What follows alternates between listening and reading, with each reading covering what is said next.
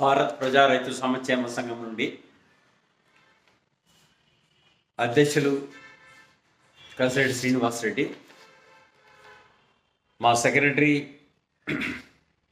నాగలింగారెడ్డి గారు కొత్తపల్లి, మరి అదేవిధంగా మా వైస్ ప్రెసిడెంట్ అంకుట్లపల్లి నారాయణ రెడ్డి గారు, మరి మా ట్రెజరర్ మైలవరం మల్లారెడ్డి గారు, సీనియర్ లాయర్ అండ్ నోటరీ, మా జాయింట్ సెక్రటరీ గరుడ శేఖర్ రెడ్డి గారు, ఈసీ మెంబర్స్ దేవేందర్ రెడ్డి గారు గో ఆధారిత వ్యవసాయం, ఎల్ఐసి చంద్రశేఖర్ రెడ్డి గారు, బొమ్మలాటపల్లి సత్యనారాయణ రెడ్డి గారు, రొద్దం అమర్నాథ్ రెడ్డి గారు, ఆప్టికల్ శివారెడ్డి గారు, వెంకటరెడ్డి కొట్టాలపల్లి రైతు, శివారెడ్డి నాగిరెడ్డిపల్లి, శివానందరెడ్డి ఉప్పరపల్లి, కిరణ్ కుమార్ రెడ్డి గారు రైతులు, మా రైతు సోదరులు, మరి అందరూ కలిసి ఒక చిన్న వీడియో తీస్తున్నాం. ఎందుకంటే రేపు వైకుంఠ ఏకాదశి నడుస్తూ ఉంది. వైకుంఠ ఏకాదశికి ప్రతి ఒక్కరు కూడా మనం దేశం మొత్తం మీద ఒక్కో ప్రాంతంలో ఒక్కో రకంగా జరుపుకుంటారు. వైకుంఠ ద్వారంలో పోతే మనం చేసిన పాపాలన్నీ పోతాయనేది మన యొక్క నమ్మకం. మరి అదే కాకుండా ప్రతి మానవుడు కూడా ఏదో చిన్న తప్పు చేసింటాడు. తన తప్పును తాను తెలుసుకొని జీవితంలో తప్పు చేయకుండా ఎవరైతే బ్రతకగలుగుతారో వారికి నిజంగా వైకుంఠమే వస్తుంది. మనం తప్పులు చేస్తూ శ్రీరంగ నీతులు చెప్తూ ఎన్ని వైకుంఠ ద్వారాలు తూరినా కూడా మనకు ఎలాంటి పుణ్యము రాదు, వైకుంఠము రాదు. కాబట్టి ప్రతి మానవుడు మనం తెలుసుకోవాల్సిండేది, మనం తప్పు చేయకుండా బ్రతకాల. తప్పు చేయకుండా బ్రతికితే ఆ భగవంతుని దయ వలన, తల్లిదండ్రుల దయ వలన ప్రతి ఒక్కరికి కూడా వైకుంఠమే ప్రాప్తిస్తుంది. కాబట్టి దాన్ని మనము ఆలోచన చేసి తప్పకుండా మనం తన తప్పును తాను తెలుసుకొని తప్పు చేయకుండా ప్రతి ఒక్కరు బ్రతకాలని చెప్పేసి కోరుతున్నాను. మరి దాన్ని ప్రతి ఒక్కరు మనం ఆలోచన చేయాలి. మనము ఎన్ని తప్పులు చేసినా కూడా మనం వైకుంఠ ద్వారంలో దూరితే తప్పులన్నీ భగవంతుడు క్షమిస్తాడని అనుకోవడం అయితే నాకు తెలిసిన మటుకైతే అది పొరపాటు అనిపిస్తుంది. తన తప్పును తాను తెలుసుకొని తప్పు చేయకుండా బ్రతికితే తప్పకుండా భగవంతుని అనుగ్రహం దొరుకుతుంది. వైకుంఠ ద్వారంలో కూడా మనం పోవాల్సిందే.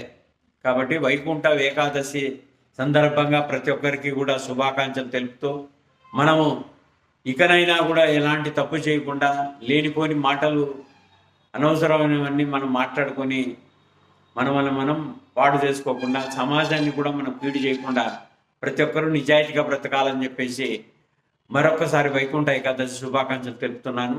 అదేవిధంగా భారత్ ప్రజా రైతు సంక్షేమ సంఘం నుండి మరి మనకు సంక్రాంతి కూడా మనకు 3 రోజులు జరుపుకుంటున్నాము.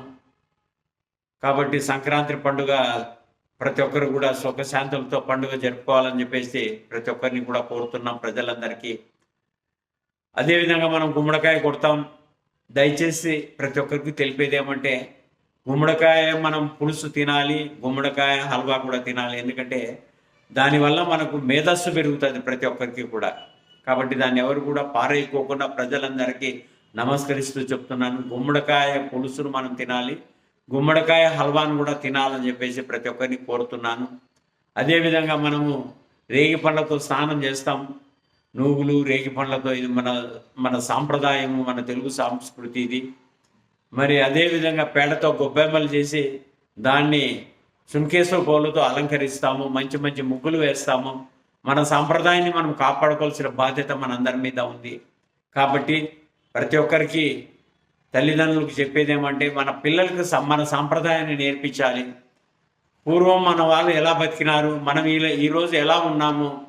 కాబట్టి కొంతమంది మన సాంప్రదాయ దుస్తులు వేసుకోవాలని కూడా సిగ్గుపడుతున్నారు.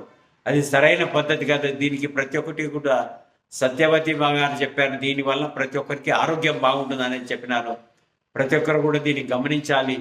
మన సాంప్రదాయాన్ని మర్చిపోకుండా మన ఆరోగ్యాన్ని కాపాడుకుంటూ మనం జీవిస్తే మనం 10 మందికి ఉపయోగపడతాం, ఈ దేశానికి ఉపయోగపడతాం. కాబట్టి ముఖ్యంగా ఇప్పుడున్న తల్లిదండ్రులందరికీ ఒకటే మేము కోరేది, భారత్ ప్రజా రైతు సంక్షేమ సంఘం నుండి తప్పకుండా మన పిల్లలకు మన సాంప్రదాయ దుస్తులు, మన సాంప్రదాయాన్ని నేర్పించాలని చెప్పేసి కోరుతున్నాము. చాలా చోట్ల చూస్తున్నాము. పిల్లలకు బొట్టు పెట్టుకోవాలంటే నామోసు, గాజులు వేసుకోవాలంటే నామోసు. అది ఏమో ఎందుకో అర్థం కాలేదు. విపరీత గుద్దే వినాచకాలని చెప్పేసి విదేశాల్లో మన సాంప్రదాయాన్ని పాటిస్తూ వాళ్ళు మన దేవుళ్ళను కొలుస్తా అంటే మనం మన మన మన భారతదేశంలో మన సంస్కృతి మర్చిపోయి ఏదో వింత వింత శ్రేష్టలు చేస్తున్నారు కొంతమంది. అయితే ఇది కరెక్ట్ కాదనిపిస్తుంది.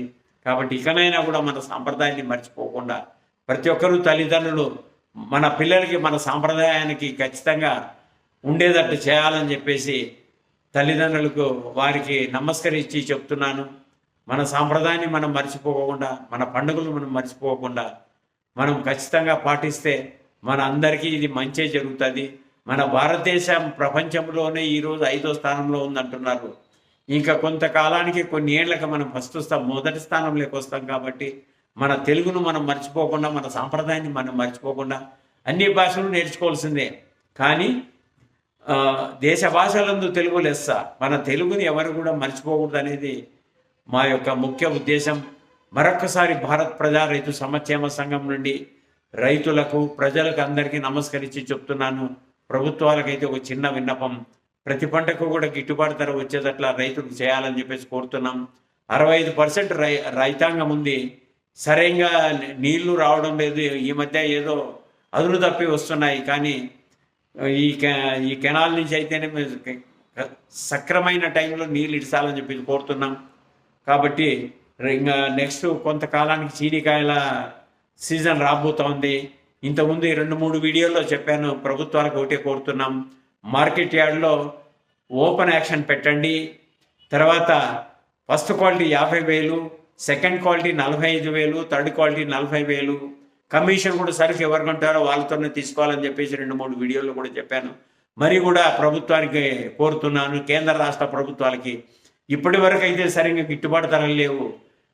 మొన్ననే చూసాము 4,000, 3,800 రూపాయలు బియ్యం అంటున్నారు. రైతు ఏ విధంగా బ్రతకగలుగుతాడు? కనీసం 6,000 రూపాయలు ఉంటే అంతో ఇంత రైతు బ్రతకగలుగుతాడు. కాబట్టి కేంద్ర రాష్ట్ర ప్రభుత్వాలు ఆలోచన చేసి ప్రతి పంటకు కూడా గిట్టుబాటు ధర ఇస్తే మీరు ఏమీ ఉచితంగా ఇవ్వాల్సిన అవసరం లేదు. ప్రజలు ట్యాక్స్ కడితేనే ఈ దేశం నడిచేది. లక్షల కోట్ల రూపాయలు ట్యాక్స్ కడుతున్నారు. నేను మొన్నకు చిన్న అంచనాగా వేశాను, భారతదేశంలో ఎంత ట్యాక్స్ పే చేస్తున్నారంటే 140 లక్షల కోట్ల రూపాయలు ప్రతి సంవత్సరం ట్యాక్స్ పే చేస్తున్నాం. అందాజుగా చెప్తున్నాగా ఎక్కువే ఉంటుంది. కాబట్టి ఆలోచన చేసి మీకు అధికారం ఇస్తున్నాం, ఓటు ఇస్తున్నాం, మమ్మల్ని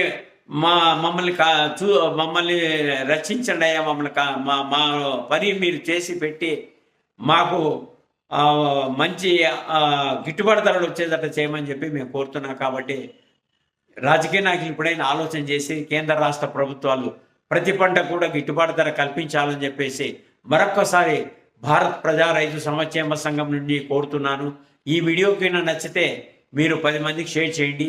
ఇది షేర్ చేయడం వల్ల ఇంకా 10 మందికి ఈ విషయాలు తెలుస్తాయి. దీంట్లో ఏదైనా పొరపాటు ఉన్నా కూడా నాతో మాట్లాడచ్చు. నా నంబర్ 9440430699. నేను భారత్ ప్రజా రైతు సంక్షేమ సంఘం అధ్యక్షుడిని. మరొకసారి అందరికీ నమస్కరిస్తూ వైకుంఠ ఏకాదశి శుభాకాంక్షలు, అదేవిధంగా సంక్రాంతి శుభాకాంక్షలు చెప్తూ సెలవు తీసుకుంటున్నాను.